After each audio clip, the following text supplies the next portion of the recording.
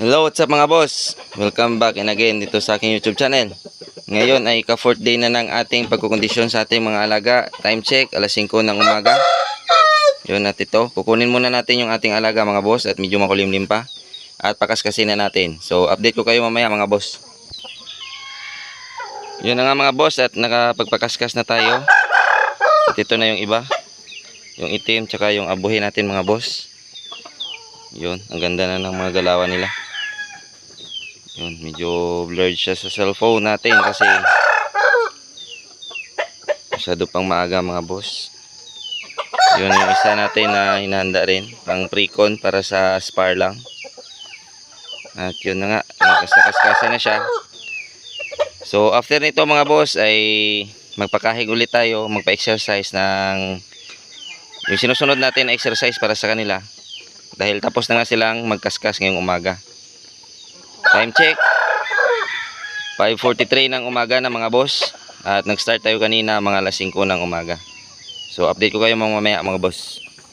So yun na nga mga boss. At tapos na nating pag-exercisein o pagurin yung ating mga alagang warriors. So ilagay muna natin sila dyan sa loob na tinatawag ko na running pen, para na makapag-relax habang naggigirian sila dyan. Yun. At update ko lang kayo mamaya.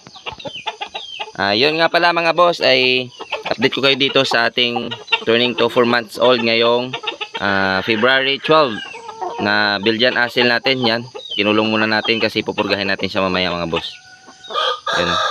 Kasi para na madandahan na natin siyang mapasiga o para mapatapang.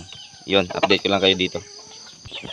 At ito nga pala mga boss, yung turning to 2 months old natin. Yun. At nag-change feed na pala tayo sa kanila. Yun, kahapon pala ay nagpurga tayo ng gamit ang bastonero powder. Tapos ngayon, nag-change feed na tayo sa kanila. At ito na yung aking pinapatuka. So, ito nga pala yung pinapakain ko na sa kanila mga boss. 4 na kilo na Integra 3000. Isang crack corn.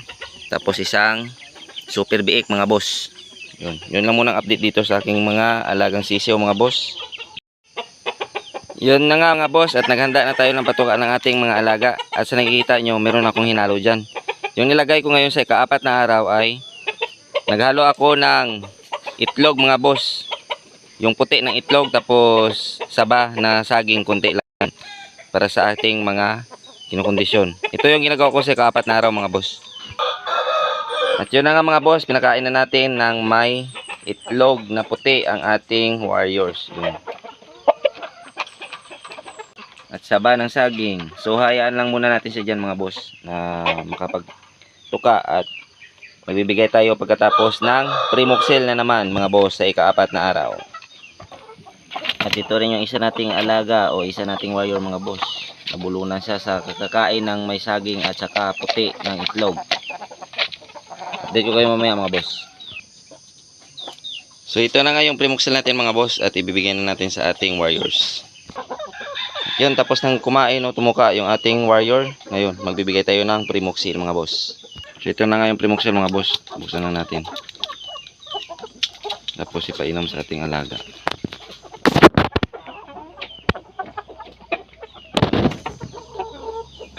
Tapos basahin natin yung mukha kunti lang mga boss, tsaka ilagay doon sa cord. So yun na nga mga boss, at na-cord na natin ang ating mga alaga. Hayaan lang muna natin sila dito na magpainit kung iinit nga. Kasi parang hindi na naman maganda yung klima dito sa amin mga boss.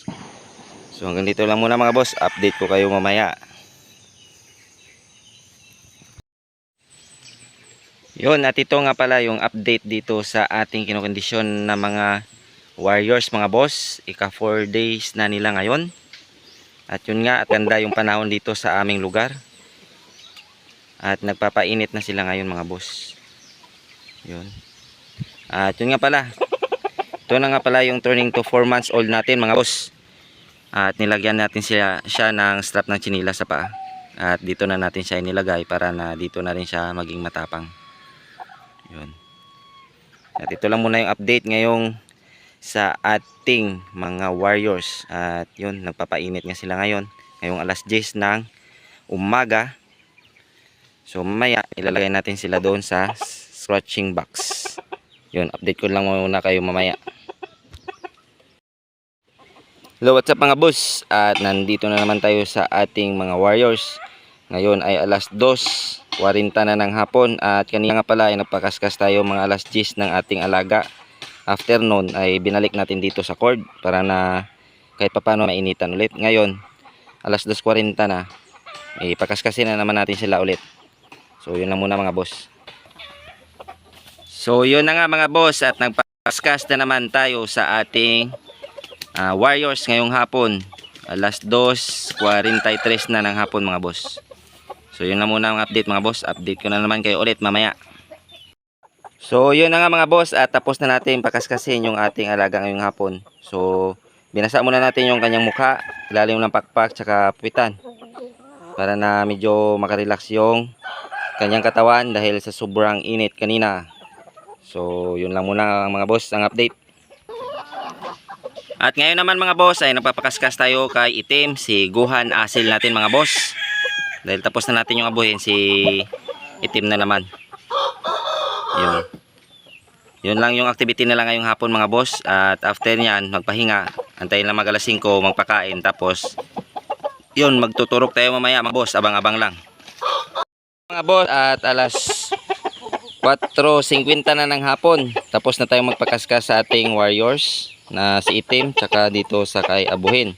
Ngayon, maghahanda tayo ng patuka at magpapakain. Then, after natin magpakain, magtuturok tayo mga boss. So, abang-abang lang kung ano ituturok natin mga boss. So, yon mga boss, magandang hapon sa ating lahat. Ito ngayon ay ka-4th day ng ating paghahanda o pagkukondisyon sa ating mga warriors. At ngayong hapon, sa ika-4th day, ay magbibigay tayo ng testosterone mga boss. Ito pala.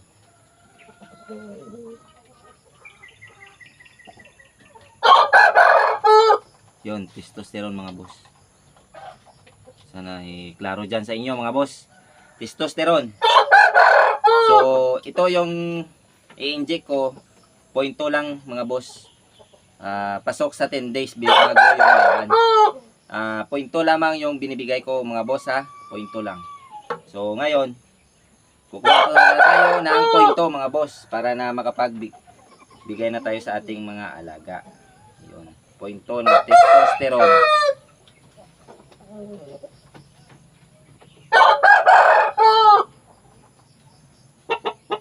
Di na natin i-cut mga boss para na makita nyo talaga na ito talaga yung tinuro ko sa aking alaga.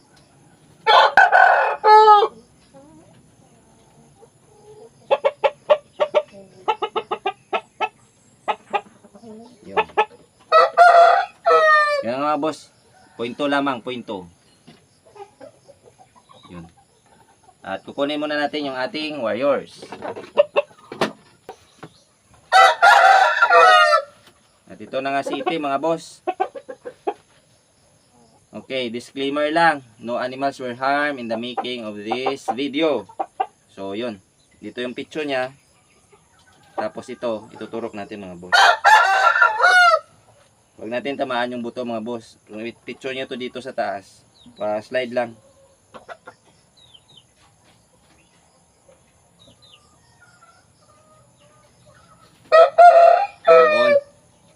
So yun walang cut-cut yan mga boss. Legit yan.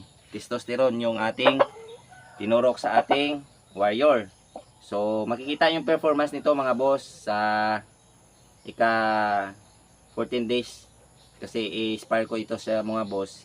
At i-video ko rin pero hindi ko ma-upload dito. Ila-live ko lang siya sa aking Facebook or sa aking page. Oh, yun. So yun kuha ulit tayo mga boss. Point ulit. So ganun lang yung activity ng ating alaga ngayong ika-4 na araw mga boss. Ulitin ko lang yung activity. Nagpakahig tayo kaninang umaga.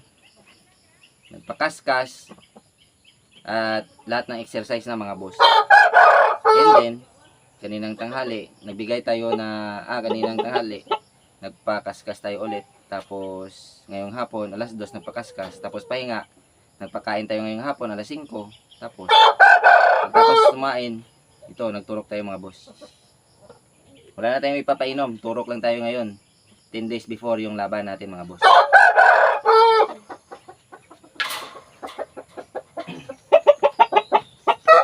So, walang cut. At least nakikita nyo mga boss na legit. Pinapa-inject tayo sa, na nag-inject tayo sa. Yun. Ganun lang kasimple mga boss. O yun.